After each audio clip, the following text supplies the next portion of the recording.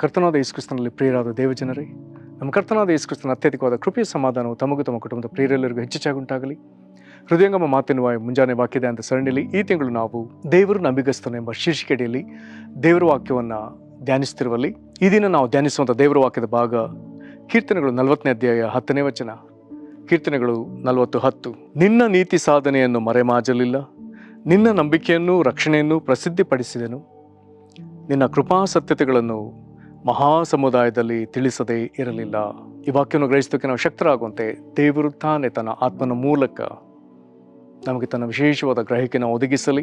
ಕರ್ತನಲ್ಲಿ ಪ್ರೀತಿಯುಳ್ಳ ದೇವಜನರು, ನಾವೀಗ ಓದಿದ ಈ ವಾಕ್ಯ ಭಾಗದಲ್ಲಿ ನಂಬಿಗಸ್ತಿಕೆಯ ಕುರಿತಾಗಿ ನೇರವಾದ ಪದಗಳಿಲ್ಲ.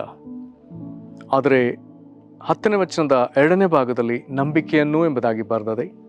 ನಂತರದಲ್ಲಿ 3ನೇ ಸಾಲಿನಲ್ಲಿ ಕೃಪಾಸತ್ಯತೆ ಎಂಬುದಾಗಿ ಬರೆದಿದೆ. ಇದರ ಪ್ರಕಾರ ದೇವರ ನಂಬಿಗಸ್ತಿಕೆಯ ಕುರಿತು 2 ಸಾರಿ ಉಲ್ಲೇಖವಾಗಿದೆ ಎಂಬುದಾಗಿ ನಾವು ಹೇಳುವುದಕ್ಕೆ ಸಾಧ್ಯ. ಇದರ ಒಂದು ಆಂಗ್ಲ ಭಾಷಾಂತರವನ್ನು ಗಮನಿಸೋಣ. I do not hide your righteousness in my heart, I speak of your faithfulness and your saving help, I do not conceal your love and your faithfulness from the great assembly. ಎರಡು ಸತಿ faithfulness ಎಂಬುದಾಗಿ ಬರ್ತದೆ.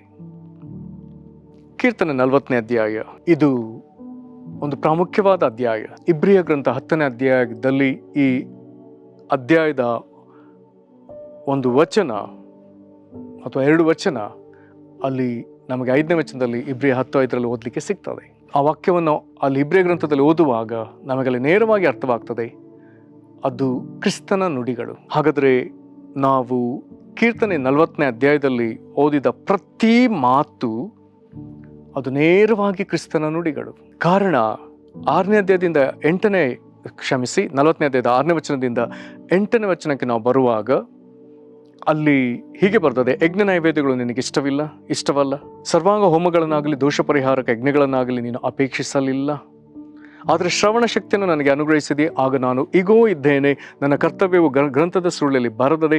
ನನ್ನ ದೇವರೇ, ನಿನ್ನ ಚಿತ್ತವನ್ನು ಅನುಸರಿಸುವುದೇ ನನ್ನ ಸಂತೋಷವು, ನಿನ್ನ ಧರ್ಮೋಪದೇಶವು ನನ್ನ ಅಂತರಂಗದಲ್ಲಿದೆ ಅಂದನು. ಇದು ಯೇಸು ಕ್ರಿಸ್ತನ ನುಡಿ.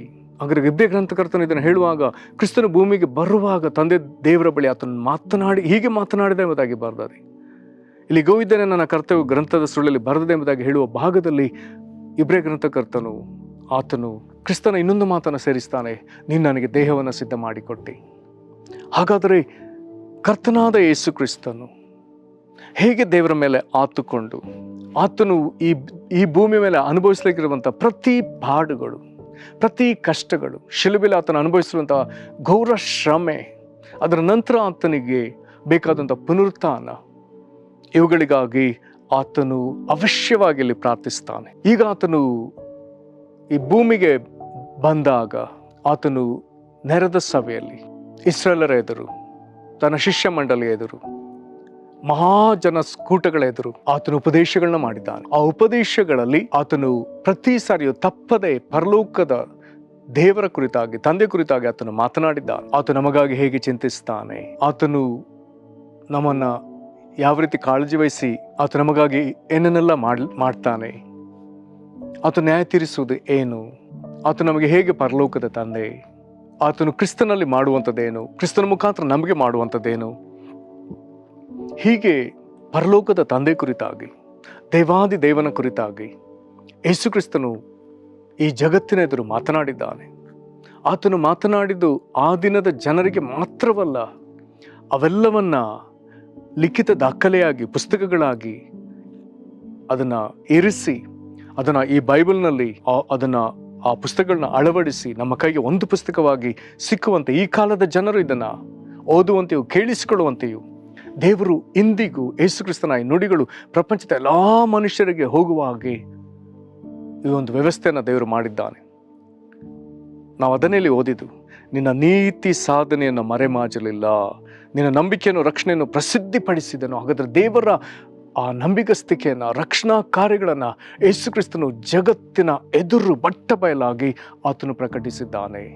ದೇವರ ನಿನ್ನ ಕೃಪಾಸತ್ಯತೆಗಳು ತಿರುಗಿ ಮಹಾ ಸಮುದಾಯದ ಎದುರು ದೇವರ ನಂಬಿಗಸ್ತಿಕೆಯನ್ನು, ಪ್ರೀತಿಯನ್ನು ಇಲ್ಲಿ ಕೃಪೆ ಎಂಬುದಾಗಿ ಬರೆದದನ್ನು ಕೆಲವು ಭಾಷಾಂತರಗಳಲ್ಲಿ ಪ್ರೀತಿ ಎಂಬುದಾಗಿ ಬರ್ತದೆ.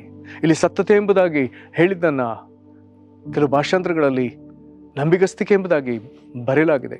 ನಂಬಿಗಸ್ತಿಕೆ ಸತ್ಯತೆ ಎರಡು ಬಹಳ ಹತ್ತಿರದ ಸಮಪದಗಳು, ಅರ್ಥದಲ್ಲಿ ಎರಡು ಒಂದೇ. ನಂಬಿಗಸ್ತಿಕೆ ಸತ್ಯತೆ ಎರಡು ಒಂದೇ. ಹಾಗಾದರೆ ದೇವರ ಪ್ರೀತಿ ನಂಬಿಗಸ್ತಿಕೆನ ಮಹಾಸಮುದಾಯದ ಎದುರು ಒಬ್ಬೊಬ್ಬ ಮನುಷ್ಯನ ಜೀವಿತದಲ್ಲಿಯೂ ದೇವರ ನಂಬಿಗಸ್ತಿಕೆ ಏನೆಂಬುದು ಪ್ರತಿ ದಿನವೂ ಸಾವಿರಗಟ್ಟಲೆ, ಲಕ್ಷಗಟ್ಟಲೆ ಜಗತ್ತಿನೆದುರು ಸಾಕ್ಷೀಕರಿಸಲ್ಪಡುತ್ತಲೇ ಇದೆ. ವಿಧ ವಿಧ ಮಾಧ್ಯಮಗಳಲ್ಲಿ, ವಿಧ ವಿಧ ರೀತಿಯಲ್ಲಿ ಅವುಗಳು ಪ್ರಕಟವಾಗ್ತಲೇ ಇದೆ.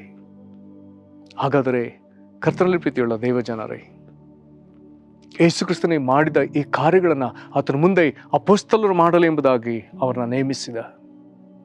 ಅಲ್ಲಿಂದ ಅವರಿಂದ ಶಿಷ್ಯತ್ವವನ್ನು ಪಡೆದುಕೊಂಡ ಪ್ರತಿಯೊಬ್ಬರು ಮಾಡಲಿಕ್ಕೆ ಆತನು ಆಜ್ಞಾಪಿಸಿದ್ದಾನೆ. ಇಂದಿಗೂ ನಾವು ದೇವರ ನಂಬಿಗಸ್ತಿಕೆನ, ರಕ್ಷಣೆಯನ್ನು, ಪ್ರೀತಿಯನ್ನು, ನಂಬಿಗಸ್ತಿಕೆಯನ್ನು ಮಾತನಾಡೋದಕ್ಕಾಗೇ ಆತನು ನಮ್ಮನ್ನಿರಿಸಿದ್ದಾನೆ. ಮಾರ್ಕನ ಸುವಾರ್ತೆ ಕೊನೆಯ ಅಧ್ಯಾಯ 16ನೇ ಅಧ್ಯಾಯದ 20ನೇ ವಚನದಲ್ಲಿ ಬರ್ತದೆ, ಅವರೆಲ್ಲಲ್ಲಿಯೂ ಹೋಗಿ ಸುವಾರ್ತೆ ಸಾರುವಾಗ ಕರ್ತನವರು ಕೂಡ ಕೆಲಸ ಮಾಡಿದ್ದಾನೆ ಎಂಬುದಾಗಿ ಬರ್ತದೆ. ಅದು ಅಪೊಸ್ತಲರು ಮಾತನಾಡುವಾಗ ಪವಿತ್ರಾತ್ಮನ ಆತನ ಮೂಲಕ ನುಡಿದಿದ್ದಾನೆ. ಅದನ್ನು ಕೇಳಿದವರಿಗೆ ಇದು ಯೇಸುವಿನ ಜೊತೆದ್ದವರ ಮಾತುಗಳು ಎಂಬುದಾಗಿ, ಅಂದರೆ ಯೇಸುವಿನ ನುಡಿಗಳೆಂಬುದಾಗಿ ಅರ್ಥವಾಗಿದೆ. ಹಾಗಾದರೆ ಪವಿತ್ರಾತ್ಮ ಭರಿತರಾಗಿ ಮಾತನಾಡುವವರ ಮುಖಾಂತರ ಕ್ರಿಸ್ತನ ಮಾತನಾಡ್ತಿದ್ದಾನೆ. ನೀನು ಮಾತನಾಡುವುದಾದರೆ ನಿನ್ನ ಮುಖಾಂತರವೂ ಯೇಸು ಕ್ರಿಸ್ತನ ಮಾತನಾಡ್ತಾನೆ. ಇದರ ನಿಮಿತ್ತ ಮಹಾ ಸಮುದಾಯದ ಎದುರು, ಸಭೆಯ ಎದುರು ಯೇಸು ಕ್ರಿಸ್ತನು ಮಾತನಾಡ್ತಿದ್ದಾನೆ, ನಿನ್ನ ಮೂಲಕ ಮಾತನಾಡ್ತಿದ್ದಾನೆ. ದೇವರಿಗೆ ಸ್ತೋತ್ರ. ಮಾತನಾಡಬೇಕಾದದ್ದೆಲ್ಲವೂ ಆತನ ರಕ್ಷಣೆ, ಆತನ ನಂಬಿಗಸ್ತಿಕೆ, ಆತನ ಪ್ರೀತಿ, ಆತನ ನಂಬಿಗಸ್ತಿಕೆ ಆಗಿದೆ. ದೇವರು ಯಾವಾಗಲೂ ಕಾರ್ಯನಿರತನಾದ ದೇವರು.